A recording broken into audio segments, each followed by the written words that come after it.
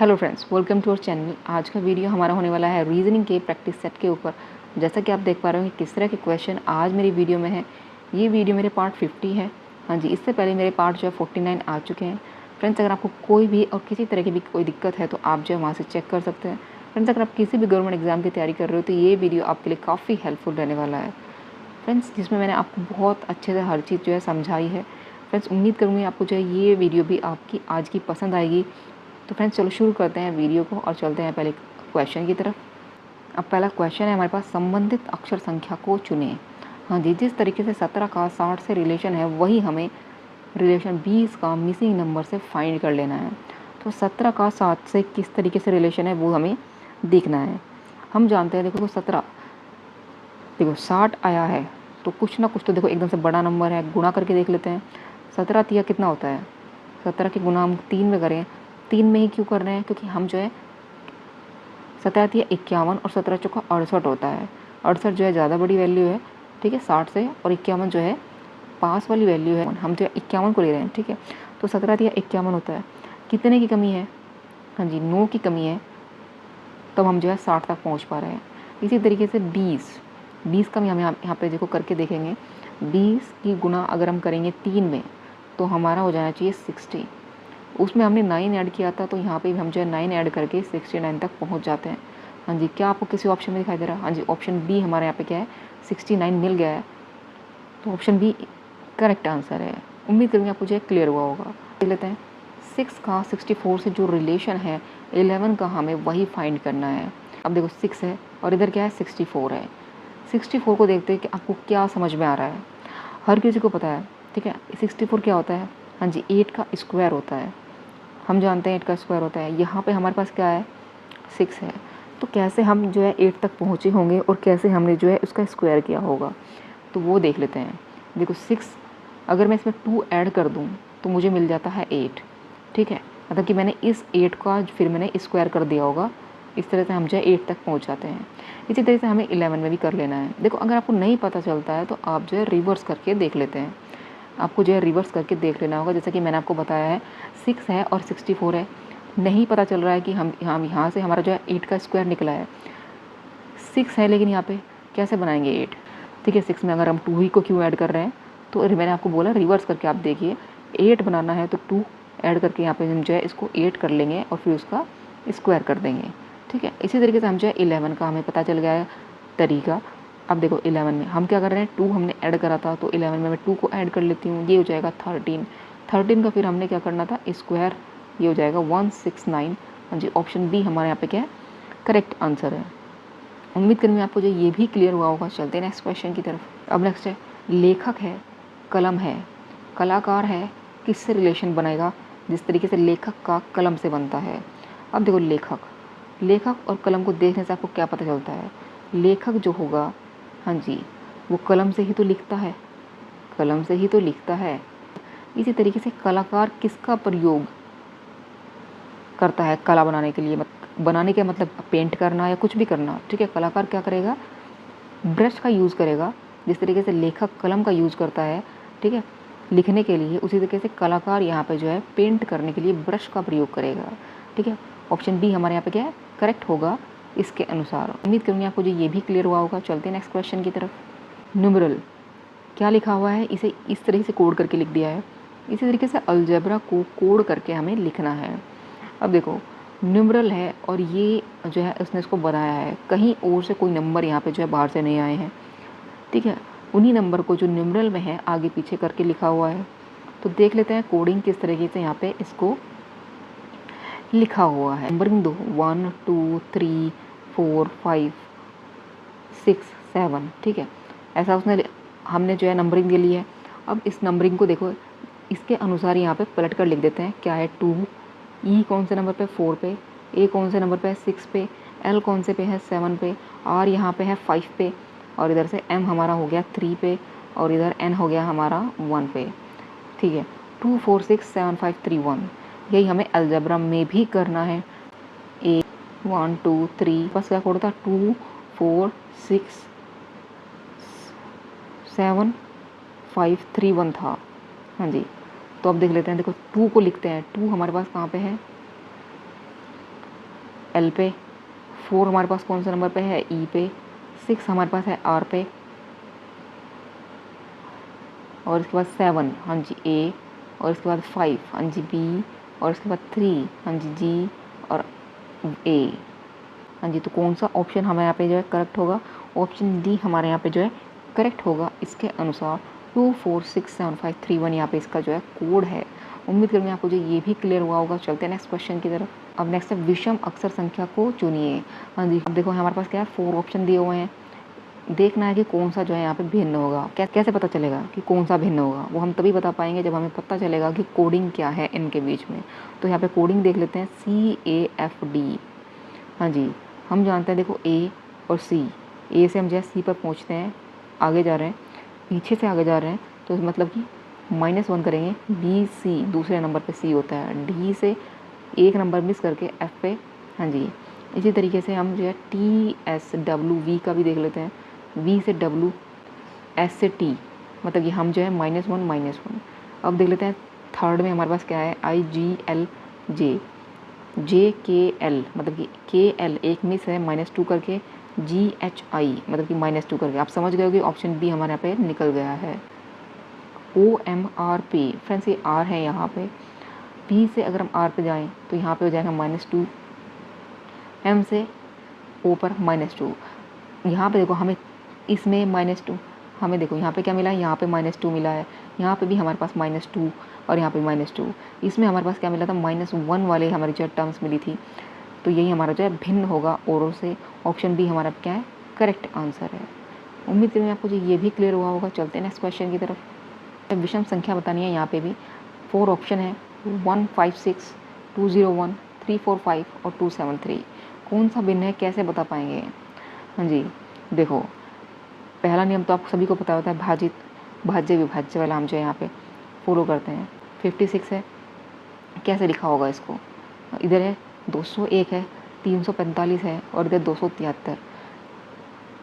क्या आप कुछ लॉजिक लगा रहे हैं। जैसे कि मैंने आपको पहले भी अपनी कल वीडियो डाली थी, उसमें मैंने आपको समझाया था कि यहाँ पे जो नंबर होगा वो इसको 15 को डिवाइड कर सकते, मतलब पहले वाले 2 डिजिट को डिवाइड कर रहा है। क्या ऐसा कुछ हो रहा है, नहीं हो रहा है ना, इसमें हो रहा है, बाकी और जगह आप कहीं पे भी नहीं कर पा रहे हैं। ठीक है, अब देखो यहाँ पे देखो 156, 273 ये क्या है, एक विषम संख्या है। 201 ये भी विषम संख्या है, 342 ये भी एक विषम संख्या है। लेकिन यहाँ पे ये जो है हमारे पास एक सम संख्या है। ऑप्शन ए हमारे यहाँ पे क्या है, करेक्ट होगा, जो कि औरों से भिन्न है। ये हमारा क्या है, सम संख्या है। उम्मीद करूँगी आपको जो ये भी क्लियर हुआ होगा। चलते हैं नेक्स्ट क्वेश्चन की तरफ। उकसाना, अशक्त करना, धकेलना और कोचना। हाँ जी, कौन सा भिन्न होगा, कैसे पता चल पाएगा। ध्यान से देखना पड़ेगा, तभी हम जो है बता पाएंगे कि कौन सा भिन्न होगा। अशक्त करना, अशक्त का मतलब किसी की शक्ति को छीन करना, मतलब उसे कमज़ोर साबित करना, कमज़ोर बनाना। ठीक है, कोचना मतलब कि उसे कोचना, धक्के मारना, कोचना। ठीक है, किसी चीज़ की सहायता से अगर हम किसी को धक्के मार रहे हैं तो मतलब कि कोचना। इसी तरीके से धकेलना मतलब कि क्या कर रहे हैं, धक्का मार रहे हैं। ठीक है, हम यहाँ पे देखो इन तीनों में आपको दिखाई दे रहा होगा एक शारीरिक क्रिया का हम जो है यहाँ पे यूज़ कर रहे हैं। उकसाना ये क्या है, एक मानसिक क्रिया है जो कि यहाँ पे इन तीनों से भिन्न है और यही हमारा आंसर होगा। आपको मैंने क्या बोला है, ध्यान से पढ़ना है तो ही हम जो है बता पाएंगे कि कौन सा भिन्न होगा। तो उकसाना यहाँ पे भिन्न है औरों से। उम्मीद करेंगे आपको जो ये भी क्लियर हुआ होगा। चलते हैं नेक्स्ट क्वेश्चन की तरफ। श्रृंखला दी हुई है, हाँ जी, लुप्त अंक हमें बताना है कि यहाँ पे क्या होगा, कैसे बता पाएंगे। देखो आपको पहले नंबर देखना होगा ध्यान से, तभी हम जो है बता पाएंगे कि क्या आने वाला है और क्या हमें करना है। 8 है, 15 है, छाता। ठीक है, फिर इसके बाद हम क्या कर रहे हैं, 8 से 15। देखो डिफरेंस अगर हम फाइंड करें तो यहाँ पे डिफरेंस है हमारे पास 7 का डिफरेंस है। इसके बीच में अगर हम डिफरेंस की बात करें तो यहाँ पे हमारे पास 21 का डिफरेंस है। देखो 7 और 21 कुछ ना कुछ रिलेट तो करता है। 36 और 99 के बीच में अगर हम डिफरेंस देखें तो यहाँ पे हमारे पास डिफरेंस है 63 का डिफरेंस है। हाँ जी, इनके बीच में अगर हम डिफरेंस देखें तो यहाँ पे हमारे पास 189 का डिफरेंस है। क्या कुछ आपको पता चल रहा है कि आपने किया गया है। हाँ जी, 7 की गुणा अगर मैं 3 में करूँ तो 7 या 21 होता है। इसी तरीके से गुणा 3 में करूँ तो 21 या 63 होता है।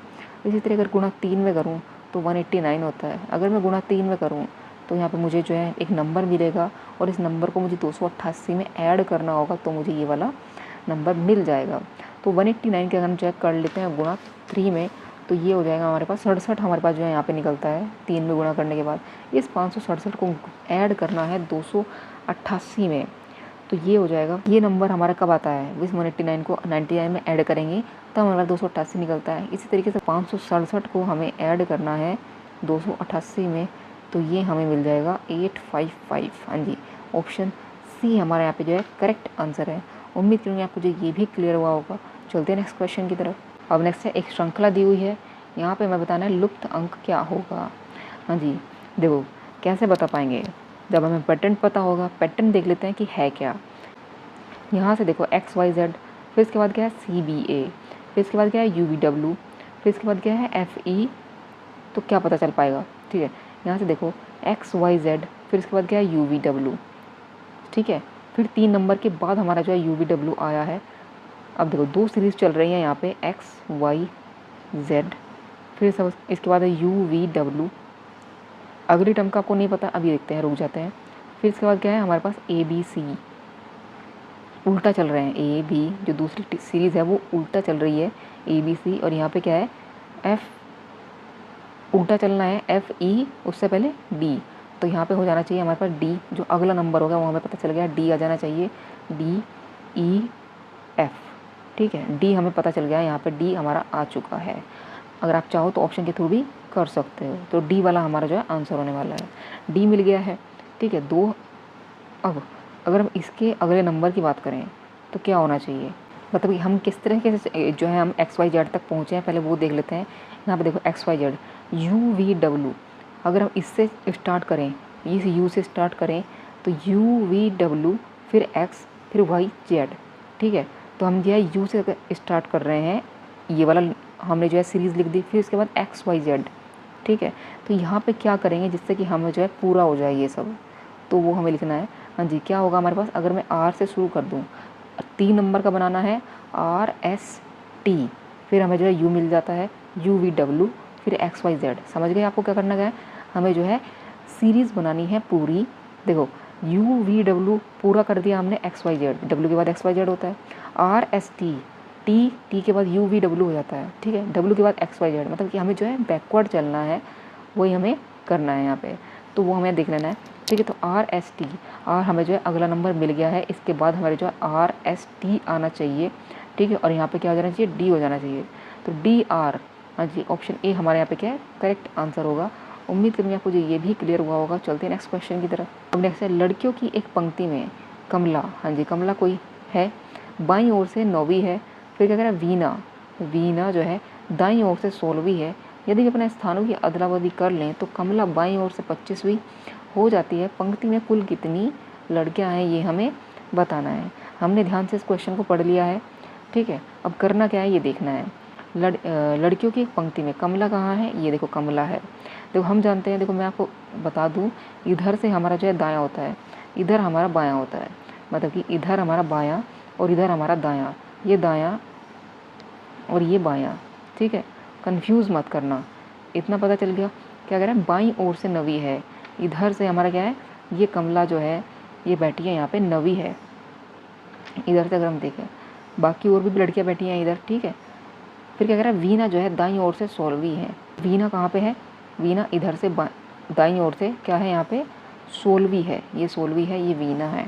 यदि अपने स्थानों की अदला बदली कर लें तो क्या कह रहे हैं, कमला बाईं ओर से, अब हमने ये जो है स्थान बदल दिया, ये यहाँ पे वीना आ गई है, यहाँ पे कमला, तो कमला जो है अब यहाँ पे कमला आ गई है, कमला क्या करें 25वीं हो जाती है। तो इस यहाँ पे जो 16वां स्थान इधर से चल रहा था वो बाईं ओर से क्या हो जा रहा है, इधर साइड से। अब देखो इधर साइड से तो 16 है, अब वो कमला की स्थिति बता दी उसने, इधर साइड से क्या हो गया, बाईं ओर से 25वीं हो गई है। ये जो 16 है इसको उसने 25वां होता है बाईं ओर से, 16वां होता है दाईं ओर से। समझ गए आप, 16 और 25 मतलब एक ही स्थिति को हम दर्शा रहे हैं। फिर क्या करें, पंक्ति में कुल कितनी लड़कियां हैं।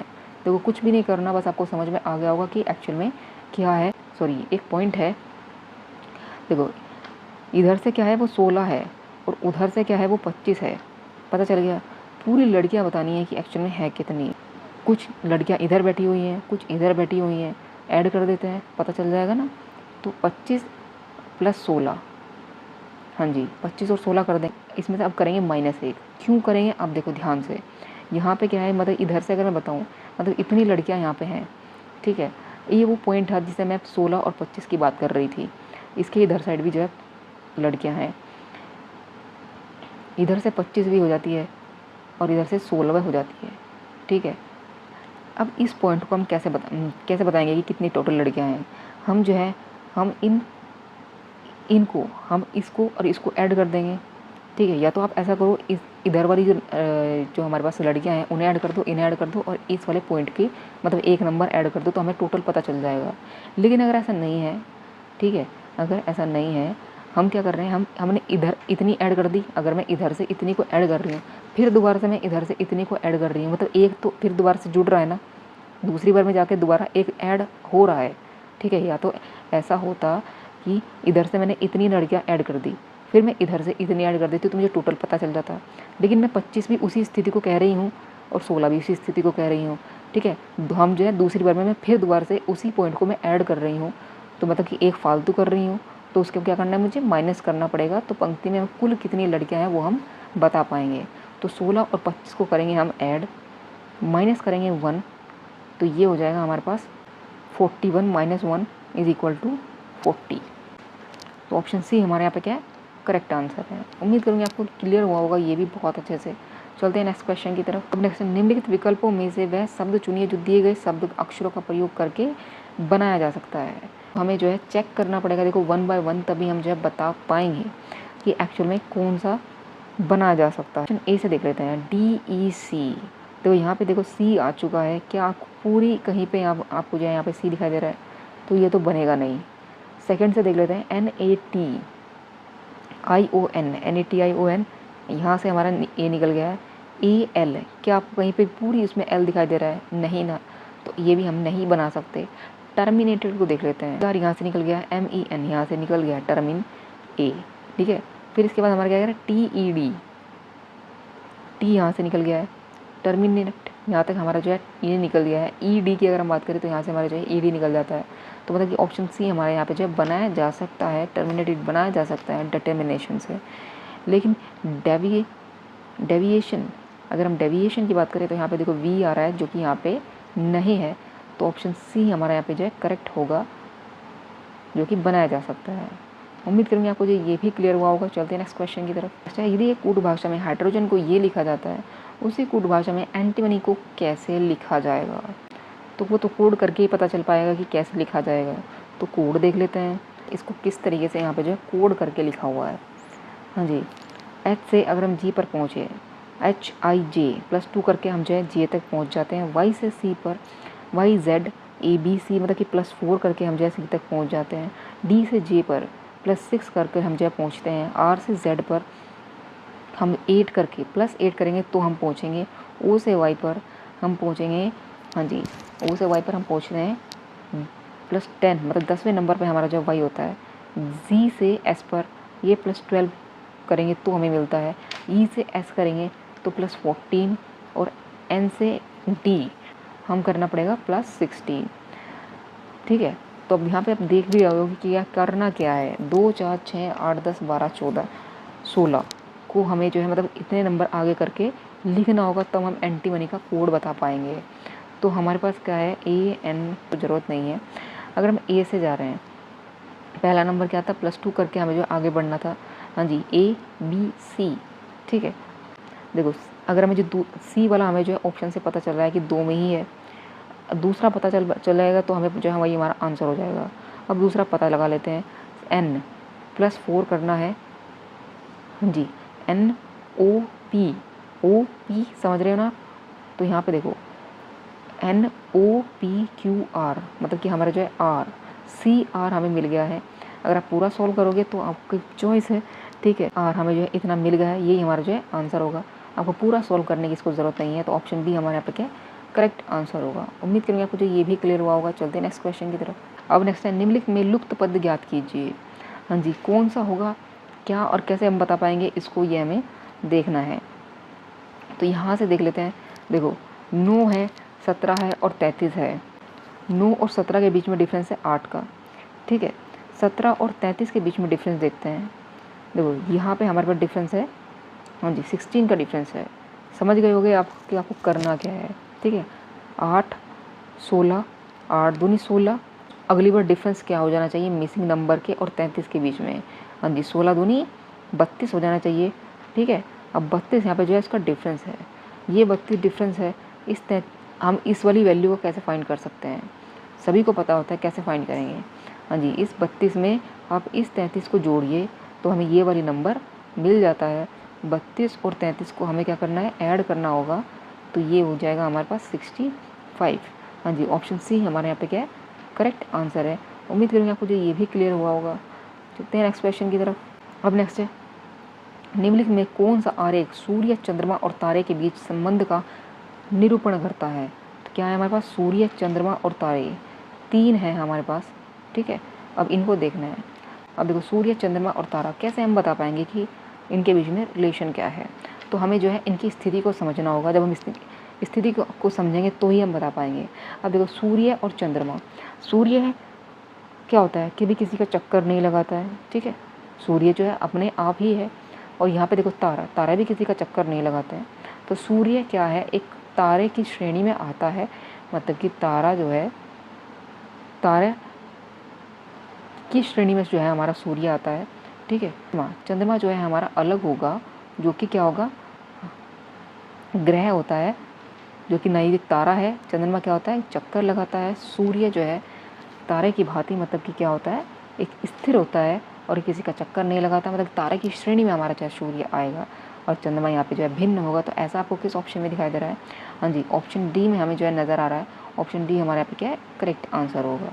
तो फ्रेंड्स आज की वीडियो को यहीं विराम देते हैं। तो फ्रेंड्स कैसा लगा ये वीडियो, अगर वीडियो अच्छा लगा हो तो लाइक कमेंट से जरूर कीजिए, चैनल को सब्सक्राइब जरूर कीजिए, जिससे कि आपको नए नए नोटिफिकेशन मिलता रहे। तो फ्रेंड्स आज की वीडियो में बस इतना ही, कल फिर मिलते हैं एक नई वीडियो में, तब तक के लिए जय श्री राम।